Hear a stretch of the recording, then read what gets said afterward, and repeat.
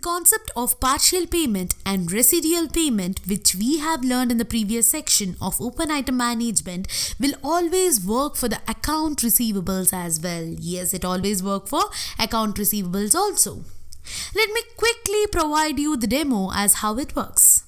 Now, I'll just post two invoices using the T code F-22. Since you are already familiar with the entries, I'll not just explain each field. I'll just quickly fast forward the activity. Okay? Now, I have created the two invoices, that is 60003 and 60004 with the amounts of 12,000 and 8,000 respectively for the customer eBay. Now, I'll open FBL5N transaction screen in the new session and confirm the open items.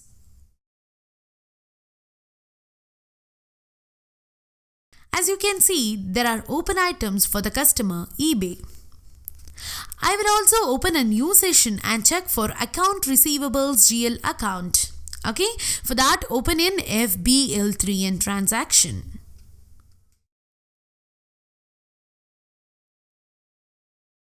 Now, open items are present for this account as well. So, the total outstanding is 20,000. What is the total outstanding here? It is 20,000. Now, first let's explore the partial payment here.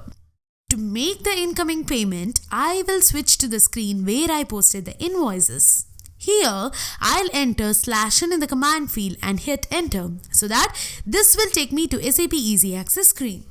From here, just double click on F-28, that is incoming payments.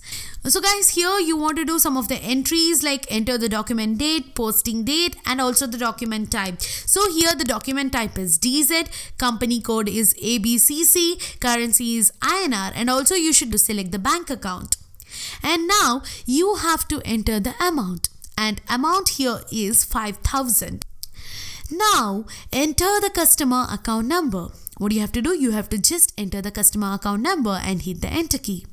Once you hit the enter key, the system will navigate us to the new window, wherein to make the partial payment, just like the previous section, what you have to do is you have to just click on partial payment tab. Yes, you have to click on partial payment tab. Now here you can see two open line items. Since we are making the partial payment against document of value 12,000. So I'll just double click on the open line with 8,000 so that this will deactivate the second line. Yes, when I click on this open line with the 8,000, it will deactivate the second line. I will now assign the amount 5,000 against the open item of 12,000 and I'll just hit enter. Now you have to save the things which you have changed. So I'll just click on the save button. So the document has been posted. What has happened? The document has been posted. I will now switch to FBL5N screen. Yes, I'll just switch to FBL5N screen. Here, go to list and click on refresh. And now I can see a partial payment document is present. Yes, the partial payment document is present. That means I can see the three open items, that is debit entry of 12,000 and 8,000 and the credit entry of 5,000. So the total outstanding now is 15,000.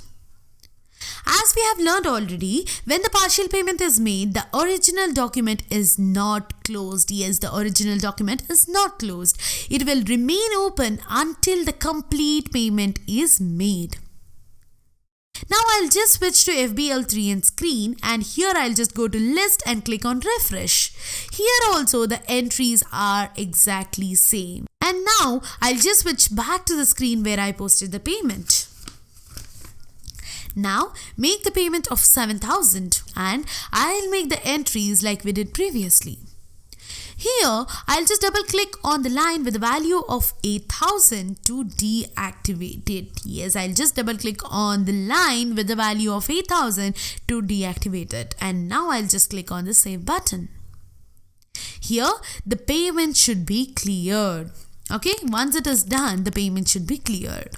Now, I'll just switch to FBL5N screen wherein go to list and click on refresh and see here the open items of 12,000 and 5,000 which are open before are now cleared. I will now switch to FBL3 and screen, and here go to list and click on refresh. Here also the open items are clear. So the total outstanding balance is 8,000. Yes, the total outstanding balance is 8,000.